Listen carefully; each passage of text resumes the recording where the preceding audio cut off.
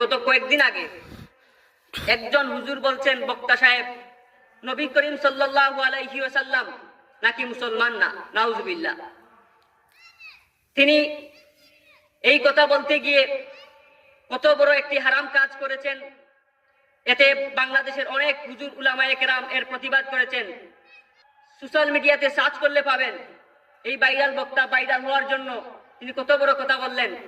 তিনি বলেছেন, কোরআন শরীফে আছে নাকি মুসলমান মুসলমানের ভাই। এখন যদি মুসলমান মুসলমানের ভাই হয় তাহলে নবী আমাদের ভাই হয়ে গেলেন, আর নবী যদি ভাই হয়ে যান তাহলে নবীর স্ত্রীগণ বাবি হয়ে গেলেন। আর কোরআনে বলা আছে নবীদের স্ত্রীগণ উম্মাহাতুল মুমিনিন, মুমিনদের মা। তাই তিনি এই উদাহরণ টেনে বললেন নবী নাকি মুসলমান না, নাউজুবিল্লাহ।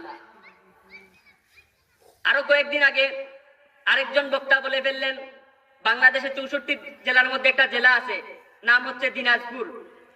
তিনি বলে বললেন কোরআন শরীফে নাকি দিনাজপুরের নাম আছে। দিনাজপুরে ওয়াজ করতে গেছেন, গিয়ে সেখানে দিনাজপুরবাসীকে খুশি করতে গিয়ে বলে ফেললেন যে দিনাজপুর কোরআন শরীফে আছে।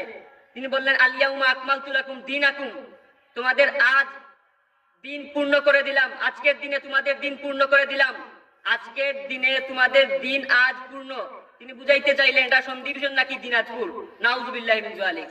আরেক বক্তা এটা শোনার পর এক সপ্তাহ পর আরেক মাহফিলে গিয়ে বলে ফেলছেন কুমিল্লা নাকি কোরআন শরীফে আছে, কুমিল্লা ইলা ইল্লা কালিল্লা, নাউজুবিল্লাহ। এইসব বক্তা তারা ভাইরাল হওয়ার জন্য কোরআনের অপব্যাখ্যা করছেন, যেটা স্পষ্ট হারাম এবং স্পষ্ট কোরআনের অপব্যাখ্যা।